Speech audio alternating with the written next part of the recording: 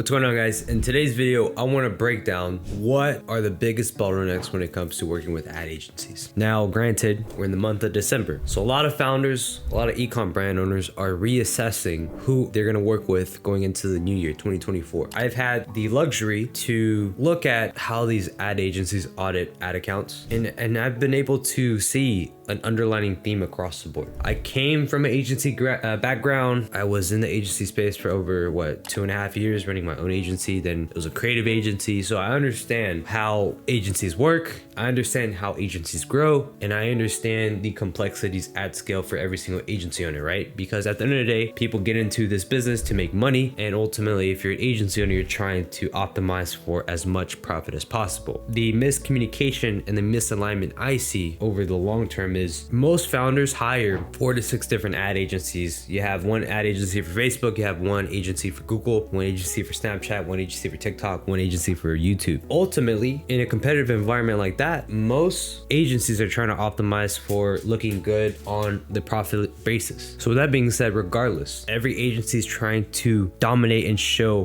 why they're better than other agencies. When it comes to coming up with a business strategy, when it comes to a business plan, the flaws with any model, with any ad agency is they're going to optimize for their attribution platform. If they're running on Facebook, they're going to try to make their numbers look good or look somewhat inflated. They're going to show you metrics like ROAS. They're going to show you metrics like ultimate click-through rate. They're going to talk about these vanity metrics. They're going to talk about the creative side. The reason for this is because I've really just tore down an audit. Like, I saw an audit from a different agency, and it was just what they were talking about was just so intermediate, and they're charging 5-10K retainers for that information, which is insane, especially for them to work together, to work with anybody. I say this to say, nothing will do more for your business than developing new products, new SKUs, putting them into a bundle and pushing down the front end so that you have profitable unit economics. And then ultimately, when you have new collection drops, you're simultaneously increasing your LTV. You're increasing the second frequency of purchase. When I tell people to lower your CPMs, to lower your CPAs, you have to do everything outside of the ad account, which is, if you have a strong Facebook group or if you have a strong engagement on Instagram organically, right? You just have that community behind you. Anything you push is going to be easier than other competitors. Whereas agencies continuously psyop founders into saying, hey, you need to try this new campaign structure. You need to rearrange this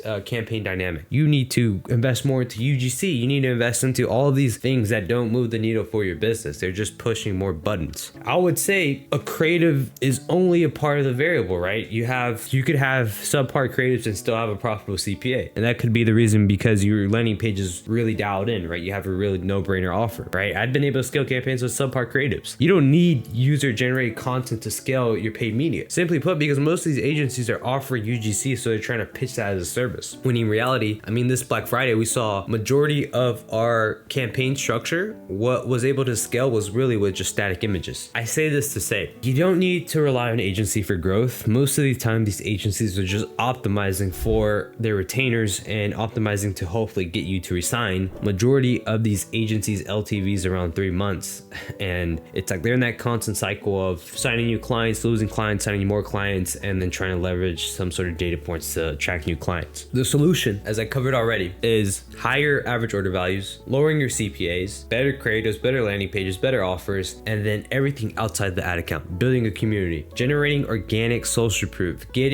customer feedback, utilizing reviews on the front end of the ads, new product development, new SKUs on the back end, downselling, cross-selling, even upselling other products to customers that just bought from a specific hero product or a specific hero bundle. This does more for your business than anything else, right? And you're just focused on one single channel. You only need to scale on one single channel, and then from there, look to diversify. Outsourcing your growth, outsourcing your marketing to somebody else just clearly doesn't make sense logically. Like, if I compare any ecom brand to a SaaS company, let's look at what a SaaS company entails. They have all their sales team in-house, they have all their marketing in-house, and everybody's under one single umbrella. With ecom, most founders are just lazy. They don't want to learn ad buying. They don't want to learn how to run specific ad campaigns. They don't want to learn how to develop congruent ad copy. So what do? They overcompensate with outsourcing to an agency who knows nothing about your business, and you're expecting them to grow your company, when in reality, every single time I hop on a call with founders, they always say, Chris, we've been burned by 5 to 6 different ad agencies in the past. I don't know what to do, we're losing money. And I simply say, look, take a step back. What did they accomplish? They didn't really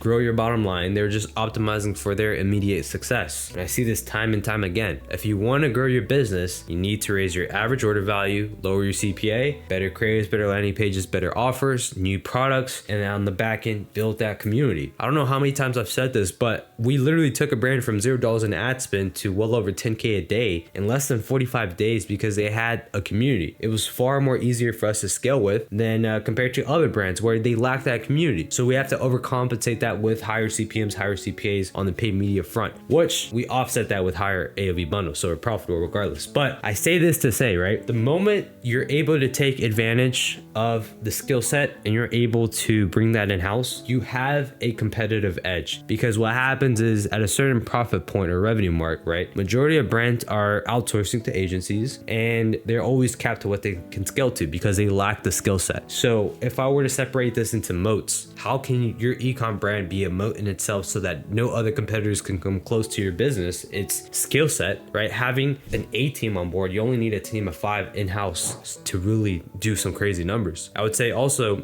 patenting or getting all your products either trademarked or patented so that nobody can directly copy your specific product. It's also having NDAs or non-compete agreements with your manufacturers. If you have another competitor trying to do something similar, have that unlocked where your manufacturer is solely working on your business and your product alone. And then at scale, right, hopefully taking manufacturing in-house or either having manufacturing in Mexico or moving manufacturing to the US. That's another mode in itself. I would say the next mode would be cash flow, because if you get to a point where you just have more cash flow than the other brand, you can just literally just bully them. Either bully them with more ad dollar spend so that you dominate the space, or even just simply try to acquire as much of their customer demographic as possible. There's a multitude of moats you can have, but the immediate one is ultimately skill set. If every other brand is outsourcing to agencies and you do the opposite, you integrate in-house, you have a team under one umbrella, that will set you apart from most businesses going into 2024. So with that being said, I know I've covered a lot, but regardless, I think if you're trying to scale, you need to take responsibility as a founder. You need to get in the trenches. You need to understand how to run ads. So then if you do look to hire somebody or look to automate the day-to-day operations, you can do so because you understand you have the skill set and you can see if somebody is really aware of what they're doing or they're not aware at all. Because most of the time, these audits I see from agencies, they're very basic, very surface level. They don't talk about product development. They don't talk about building a community. They don't talk about downsells, cross-sells, or upsells. They don't talk about ways to raise overall AOV. They just talk about simply campaign structure and some sort of creative push for UGC, which in theory, I mean, you can scale pretty hard with static. So regardless, I hope you guys enjoyed this video. And if you're interested in